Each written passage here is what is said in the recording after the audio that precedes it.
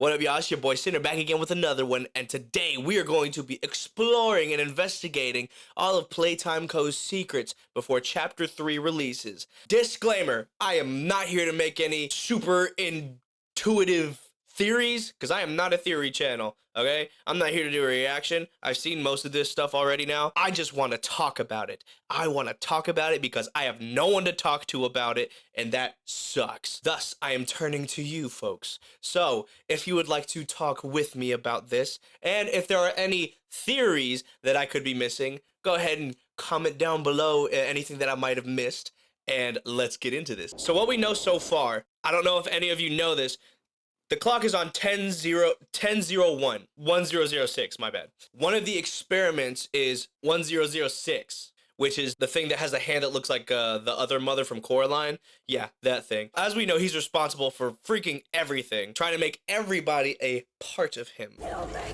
I don't care. The next thing that we know, just like everybody knows probably by now, this is catnap, as you very well may be aware. The next thing that we know is the reveal of the other animals' names. So we got Dog Day, obviously is the dog, Piggy Piggy, who's the pig, and then Bobby Bear Hug, laying right there. On top of that, if you go to Mob Entertainment's Twitter, they are starting to slowly release the information and bios of all the smiling critters, starting with Bubba Bubbaphant, which says, is the brains of the critters, bright and attentive. He keeps his friends steady and always steers them to make smart choices. That way, they all might grow up to be bright and brilliant, each in their own right. And he smells like lemongrass. It's a great feature for a Care Bear spinoff. There was a lot of stuff in the ARG, the ARG, if you will. This picture was one of them. This is young little Theo. Theo was part of an accident where he got electrocuted by one of the green gloves from a grab pack. The fact that he is colored in purple ink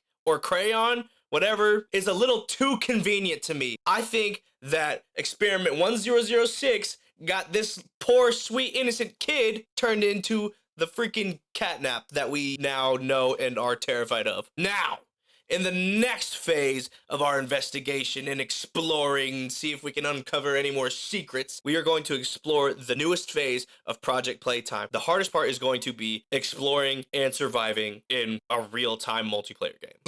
This is the new level. This is exactly where I wanted to go. So this is going to be completely brand new to me. I'm gonna have a hard time exploring this just right off the bat, but we are going to do our best. What's this? Look, do we have our first clue here? What is this? 1789 OBB. I don't even know what that is. That could be anything. Let's keep exploring. Maybe there's a lot more to be seen here. We've got to be able to find something. I feel bad for all these people because I'm gonna be a completely useless teammate because I'm just exploring. I wonder when we're gonna get Boxy Boo also. Like, I don't know if Boxy Boo is gonna be exclusive to Project Playtime or if we're gonna be able to see him in any other ones. What's that thing? I've never seen that before. Oh, look, it's a poppy box. I don't know what just happened to me. Is this another map? Oh, look at all these toys. Look! One of the posters with the smiling critters. Take every step like it's your last. Okay, so we got Dog Days and then the unicorn and then the chicken, I think. Oh, there's a warning here. There's a warning here that has like, it's ripped off. I wonder what the rest says. Warning, serious injury or death may occur. Blank, blank, blank, blank, blank. Please, something. I really would love to see what the rest of that warning says.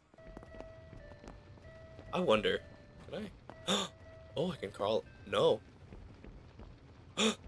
Wait, is this a train? Can I go under here? 554. What does the 554 mean? There's got to be a reason that I can see that, right? 554 also. It's strange to me, but I don't... Oh, no! Am I being crazy? Or could those mean something? All right, so it looks like we're going into Playtime Factory. I've played this one a few times, but I've never actually like explored and seen if there was anything like to find. So this would be a good chance. I know the map pretty well, so this is a good chance for me to really see if there's anything hidden. Okay, we have one last level to explore. If there's nothing there, then there's nothing here. Now, I do remember that Poppy Playtime Chapter 1 received a crazy big update. The trailer said something really interesting. I'm gonna pull it up. Here it is. This is the update. So it says This could literally just be a performance enhancement update for chapter 1. But I'm not a person that likes to let any hidden meanings slip right past me, if there are any. But this could just be a performance enhancement.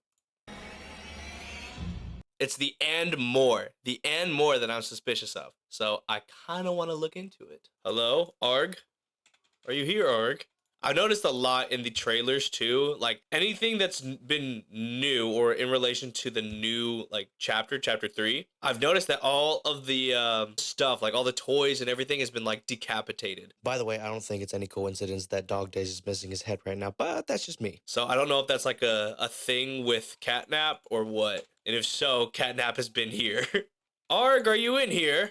Arg? I guess we have more stuff to explore. Wow. Is it just me or does Huggy seem a lot closer than he usually is? You know what would be an interesting theory? An even more interesting theory? What if Huggy's trying to help us too?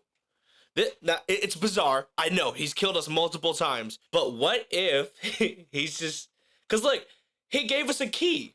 He gave us a key to go further into the factory. Why the hell would he do that? I wasn't recording it. There was an issue with power as soon as I tried to touch this door and open it, right? And then the power like shorted and went into here. The only way to get into there was with a key, and Huggy somehow had that key that I didn't have access to. Who's to say that Huggy is bad? Okay, hear me out. What if the only reason that he is chasing us is to encourage us to run further into the factory and explore the secrets? You never know. You never know. Also, what if Huggy and Kissy are trying to get back together, like find their way to each other? Because if you remember, now I think this is canonical because there was a VHS on Mob Entertainment where she was transported to Playcare and then she helped us in chapter 2. What if she's trying to find her way back to Huggy or find Huggy? I don't know. It's all up in the air. Like, possibilities are all over the place. Whoa, look at this. Wonderful. Am I crazy or is that the hand? That's the hand. And it's scratched out wonderful here. I wonder what that could mean. Okay, I found a tape. Found a tape. And then I got all of the power blocks to be able to get the next hand. But first I want to see what this tape is about. Rich, where are they keeping the Huggy boxes? I don't know. I couldn't tell you. Remember when maintenance last did a sweep of this place? No. Exactly. Nobody in this stupid company knows what they're doing. Oh, I swear I haven't seen a single box in its place since they started flooding the storehouse with orphanage junk. Right. Nice, Orphanage junk? Nice program and all on brand. It's just hard to be happy about it when manufacturing's on our necks about it, because we can't find stupid Huggy boxes. Rich. You're right. You're right. It's for the orphans. I just wish there were less boxes. Anything less would be more habitable. Is that even a word? Habitable.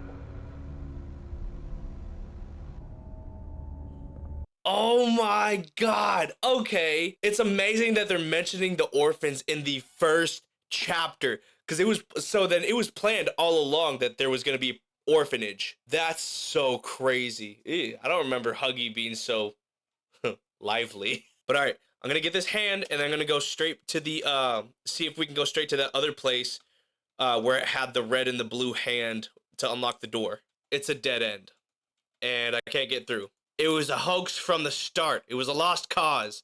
But I am thinking that this door leads to the build a toy section where you can't leave without a toy. So I think this is where Huggy comes from, actually, whenever we try to go through. Yep, here we are. Yeah, I think this is exactly where that is. So here's another interesting that I found. Playtime, fostering happiness, adopt an orphan today. They literally have been shoving it in our faces this whole time, and we couldn't spell it out until now. That's so crazy. There's a little thing here at the bottom too. The Playtime Co. Foster and Adoptive Care Initiative strives to create permanency in the lives of orphan children by recruiting adoptive and foster parents within our own organization. We encourage all Playtime Co. employees to take part in our mission by fostering or adopting an orphan child. Participating employees may be eligible for additional benefits. Benefits of what? The initiative helps children not only in the Midwest region, but also orphans around the world. Every child deserves a chance at a new life. They have been flashing the orphanage in front of our freaking faces this entire time. Like, I'm sure in the beginning we probably would have thought that, oh, we're making toys for orphans. No, we own the orphanage. The orphanage is here. The even crazier twist is, why do we have an orphanage? Why do we just have the sudden kindness in our hearts to do that? Do we have an orphanage to experiment on orphans? That would be quite messed up. Quite. Now, I found another tape, and I would like to investigate this. So, Stella, what made you want to work at the Playtime Co-Factory? Playing with toys when I was young was so magical. I could go straight from my bedroom floor to anywhere in the world.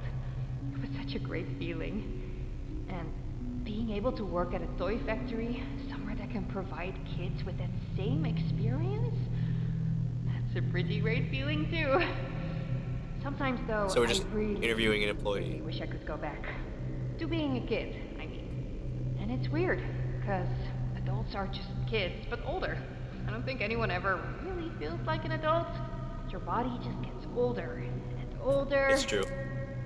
And then you die. Poof! Human bodies just can't stay Poof! young forever. Ah, casual. There's things though, like some trees that can stay alive even while being way older than a person.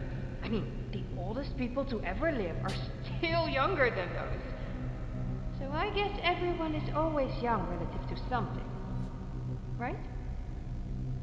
All right, I think we're getting a little off track. That wasn't just any coincidence that she was saying that, by the way. Wasn't it his whole thing that he was trying to, like, figure out a way to, like, extend a human life by putting a person into a toy? Something like that. Something like that. Hey, let's keep going. All right, we made it back around. Oh, wait. Yeah. Boom. And concussed. There he goes.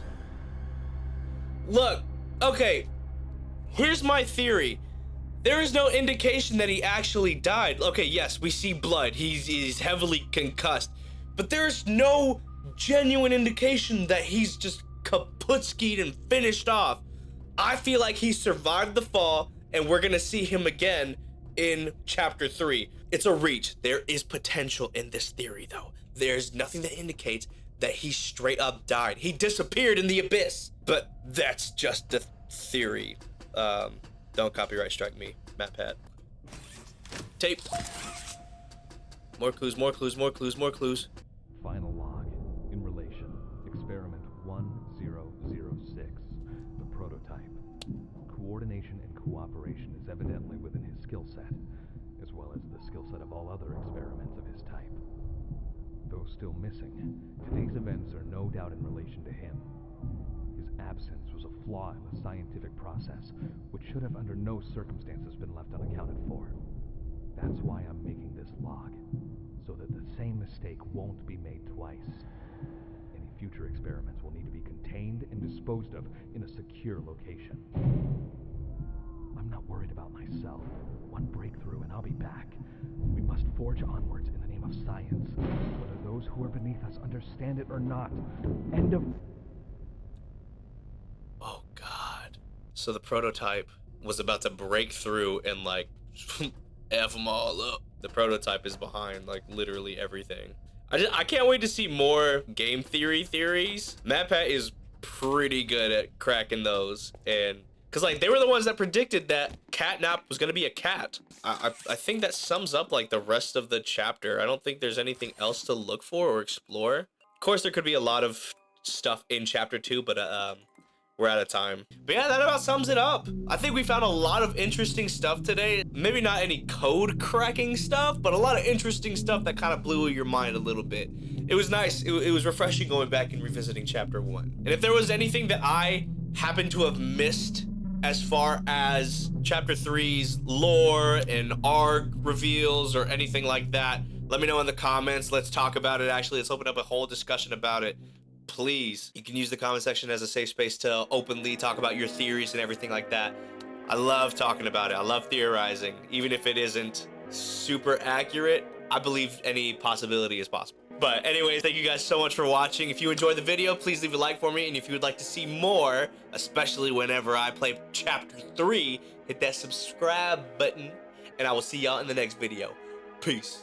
Why we always fighting over nonsense? Being real is really what you wanted. 'Cause life